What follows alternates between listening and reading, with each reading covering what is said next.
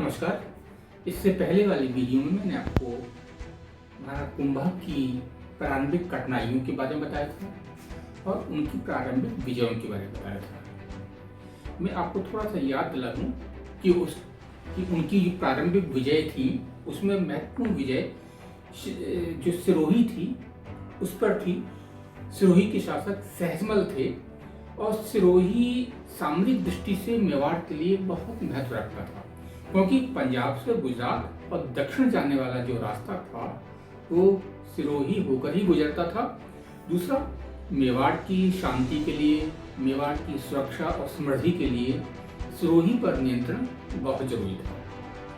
इस सिरोही को नियंत्रण में रखने के लिए कुंभा ने सिरोही के शासक सहजमल को पराजित किया था और उनसे आबू, बसंतगढ़, धूला और पूर्वी सिरोही के प्रदेश उन्होंने छीन लिए थे और इनका विलय मेवाड़ राज्य के अंदर कर दिया था। और आबू पर्वत पर उन्होंने अचलगढ़ के दुर्ग का निर्माण करा और इस तरह सिरोही की विजय महाराणा कुंभा की एक बहुत महत्वपूर्ण विजय थी। इससे उन्होंने मेवाड़ की सीमाओं को बहुत सुरक्षित बनाया। सिरोही के बाद बूंदी के आड़ा शासकों को उन्होंने पराजित किया था और बूंदी के शासक को उन्होंने 1435-36 ईस्वी में पराजित किया। बूंदी के शासक बैरिसाल ने आत्मसमर्पण किया। मांडलगढ़ का प्रदेश उन्होंने मेवाड़ को वापस सौंप दिया। कुंभा की प्रभुसत्ता, दूसरे शब्दों में कहूँ कि कुंभा की अधीनता को उन्होंने स्वीकार किया और कुंभा को वार्षिक जो कर है वो देना भी स्वीकार किया। तो सिरोही और बूंदी की विजय बहुत महत्वपूर्ण विजय थी महाराणा कुंभा। अब आगे मैं आपको बताऊंगा कि कुंभा की जो सबसे महत्वपूर्ण विजय थी या महत्वपूर्ण जो उनका विस्तार था वो मालवा और गुजरात के साथ था।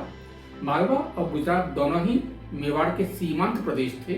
मेवाड़ की सीमाएं मालवा को भी स्पर्श करती थी और मेवाड़ की सीमाएं गुजरात को भी स्पर्श करती थी। सबसे पहले आइए मैं बताता हूँ आपको मालवा और मेवाड़ के संबंधों के बारे में।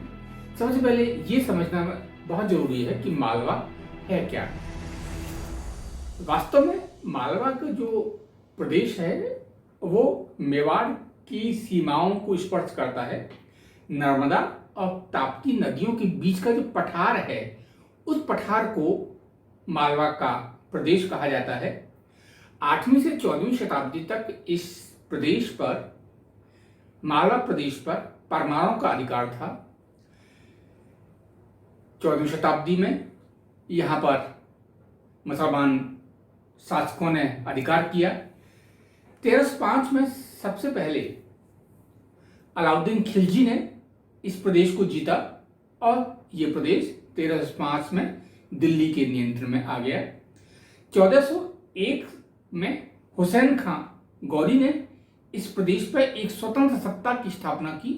दोबारा सुन लीजिए, 1401 में हुसैन खां गौरी ने इस प्रदेश में यानी मालवा प्रदेश में एक स्वतंत्र सत्ता की स्थापना की और वहां पर एक स्वतंत्र मुस्लिम राज्य स्थापित हुआ जिसका नियंत्रण दिल्ली से नहीं था या फिर बहुत कम दिल्ली की अधीनता में था। हुसैन खां जो फिरोज तुगलक के समय में मालवा का सुल्तान हुआ करता था उसको इस फिरोज ने एक अमीर के रूप में मान्यता दी थी और दिलावर खां की उपाधि दी थी।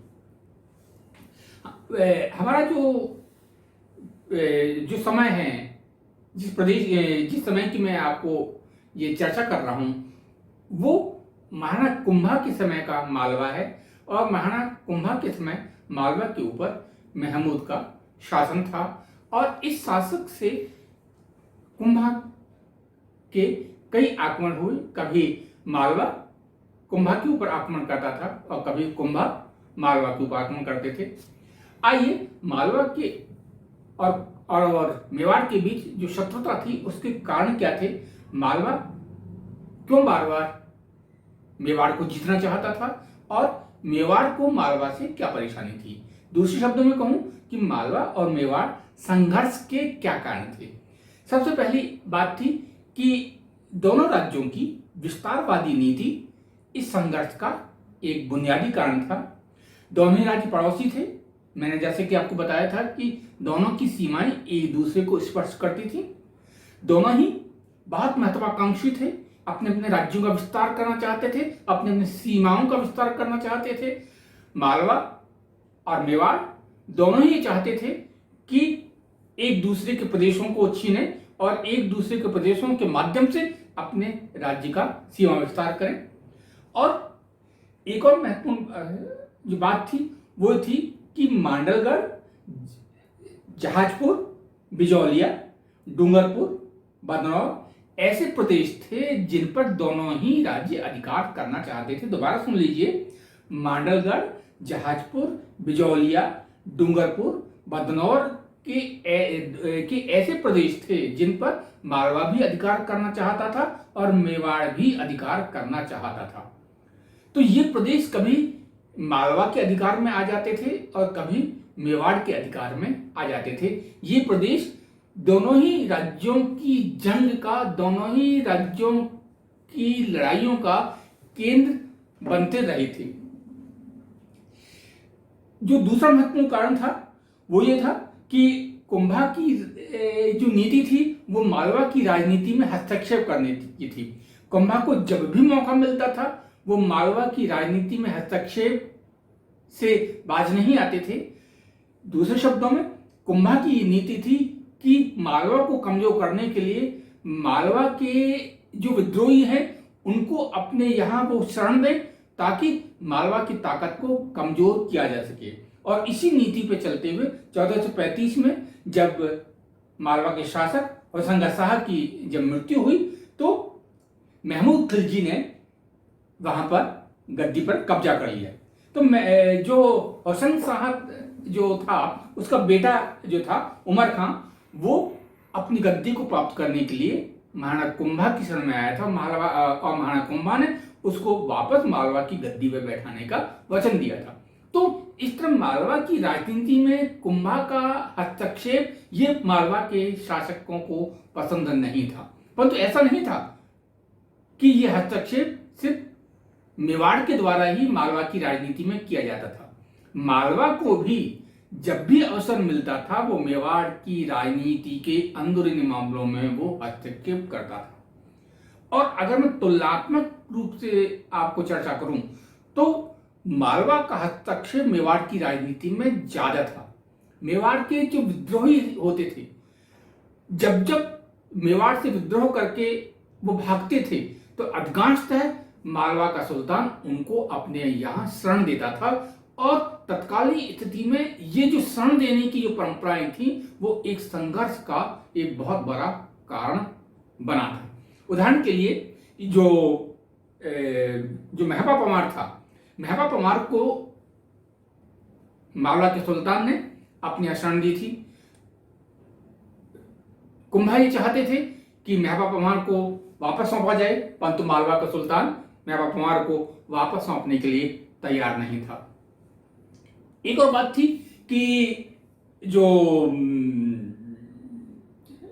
कुंभा के भाई थे वो भी, जिनका नाम खेमकरण था, वो भी मालवा की शरण में थे।